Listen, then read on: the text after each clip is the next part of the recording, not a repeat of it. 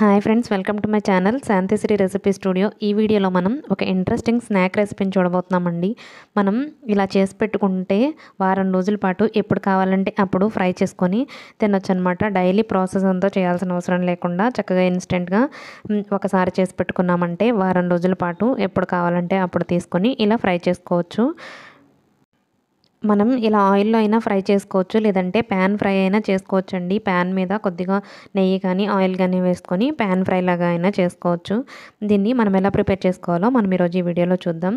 ఇక్కడ నేను ఉడికించిన బంగాళదుంపలు 4 తీసుకున్నాను.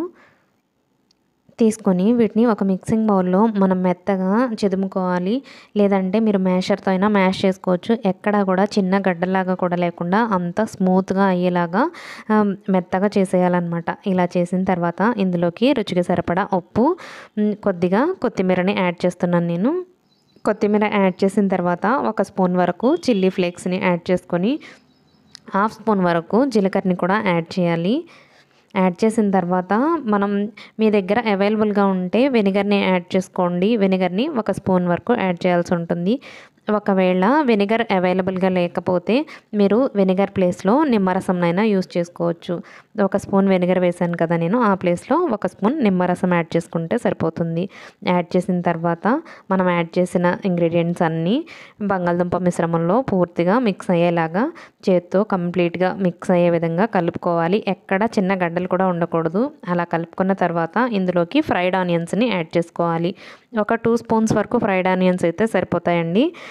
ఫ్రైడ్ ఆనియన్స్ని కూడా యాడ్ చేసిన తర్వాత ఇవి కూడా బంగాళదుంప మిశ్రమంలో మిక్స్ అయ్యేలాగా కంప్లీట్గా మిక్స్ చేసుకోవాలి. ఇలా మిక్స్ చేసుకుంటున్నప్పుడు ఎక్కడైనా గడ్డల్లాగా అనిపిస్తే వాటిని కూడా మెత్తగా హ్యాండ్తో సాఫ్ట్గా అయ్యేలాగా చేయండి. ఇది బంగాళదుంప మిశ్రమం అయితే మనకి రెడీ అయిపోయింది. ఇక్కడ నేను 2 బాయిల్డ్ ఎగ్స్ని తీసుకుంటున్నాను. ఉడికించిన కోడిగుడ్లను తీసుకొని వాటిని వీలైనంత పల్చగా ఇలా స్లైసెస్ లాగా కట్ చేసుకోవాలి. బంగాళదుంప మిశ్రమంలోకి మధ్యలో స్టఫింగ్ లాగా యూస్ చేయడానికి నేను ఇక్కడ బాయిల్డ్ ఎగ్స్ని తీసుకున్నాను. మీరు ఒకవేళ వద్దనుకుంటే దీన్ని స్కిప్ చేసేయచ్చు, కానీ ఇవి యాడ్ చేసుకుంటే చాలా టేస్టీగా ఉంటాయి. ఇలా స్లైసెస్గా కట్ చేసిన తర్వాత మనం హ్యాండ్స్కి ఆయిల్ రాసుకొని కొంచెం కొంచెంగా తీసుకొని ఇలా బాల్ లాగా చేసుకొని వీడియోలో చూపించిన విధంగా స్ప్రెడ్ చేసుకోవాలి. స్ప్రెడ్ చేసుకున్న తర్వాత దీని మీద మనం ఎగ్ని స్లైసెస్గా కట్ చేసుకున్నాం కదా, ఒక స్లైస్ తీసుకొని పెట్టి కొద్దిగా ప్రెస్ చేయాలి. ప్రెస్ చేసిన తర్వాత దీన్ని కవర్ చేయడానికి ఇంకొంచెం బంగాళదుంప మిశ్రమాన్ని తీసుకొని దాన్ని కొద్దిగా ప్రెస్ చేసుకొని ఈ ఎగ్ స్లైస్ మీద పెట్టేసి సైడ్స్ని సీల్ చేసేయాలి. వీడియోలో చూపించిన విధంగా సైడ్స్ క్లోజ్ అయిపోవాలి కంప్లీట్గా. అలా క్లోజ్ అయిపోయేలాగా సీల్ చేసేయాలి. ఏమాత్రం ఓపెన్ లేకుండా సీల్ చేసేసుకున్న తర్వాత ఇలా సైడ్స్ అన్నీ క్లోజ్ చేసేసిన తర్వాత దీన్ని మనం ముందుగానే ఎగ్ బీట్ చేసి పెట్టుకున్నానండి. బీట్ చేసిన ఎగ్లో పెట్టి కోట్ చేసుకోవాలి. బీటన్ ఎగ్తో కోట్ చేసిన తర్వాత దీన్ని బ్రెడ్ క్రమ్స్తో కోట్ చేసుకోవాలి. బ్రెడ్ క్రమ్స్తో కోట్ చేయడం వలన మనం ఫ్రై చేసినప్పుడు చాలా మంచి డెలిషియస్గా కలర్ఫుల్గా కనిపిస్తాయి. తినేటప్పుడు కూడా కొద్దిగా క్రంచీగా ఉండి చాలా టేస్టీగా ఉంటాయి. ఇలా బ్రెడ్ క్రమ్స్తో కోట్ చేసుకున్న తర్వాత పక్కన ప్లేట్లో పెట్టేసుకుందాం. అలాగే మిగిలిన బంగాళదుంప మిశ్రమాన్ని అంతటిని కూడా ఇలాగే బాల్స్ లాగా చేసుకొని కొద్దిగా హ్యాండ్ మీద పెట్టి స్ప్రెడ్ చేసుకొని దాంట్లో ఎగ్ స్లైస్ నుంచి దానిపైన మళ్ళీ కొద్దిగా బంగాళదుంప మిశ్రమాన్ని పెట్టి మొత్తం సైడ్స్ అంతా క్లోజ్ చేసుకొని ఎగ్లో బీట్ చేసిన ఎగ్లో ఒకసారి కోట్ చేసుకొని దాన్ని మళ్ళీ బ్రెడ్ క్రమ్స్లో కూడా కోట్ చేసుకోవాలి. ఇలా అన్నీ మనం ప్రిపేర్ చేసుకున్నవన్నీ బ్రెడ్ క్రమ్స్తో కూడా కోట్ చేసిన తర్వాత ఒక ప్లేట్లోకి తీసుకోవాలి. ఒక ప్లేట్లోకి తీసుకొని దాని మీద మూత పెట్టేసి దాన్ని కనీసం అరగంట పాటు ఫ్రిడ్జ్లో పెట్టుకొని తర్వాత నుంచి మనం ఫ్రై చేసుకోవడానికి యూజ్ చేసుకోవచ్చు అనమాట. అలా ఫ్రిడ్జ్లో పెట్టి మనం వారం రోజుల పాటు ఫ్రిడ్జ్లో ఉంచుకోవచ్చండి. ఎప్పుడు కావాలంటే అప్పుడు తీసుకొని మనం ఫ్రై చేసుకోవచ్చు. చూడండి, అరగంట తర్వాత నేను మూత ఓపెన్ చేశాను.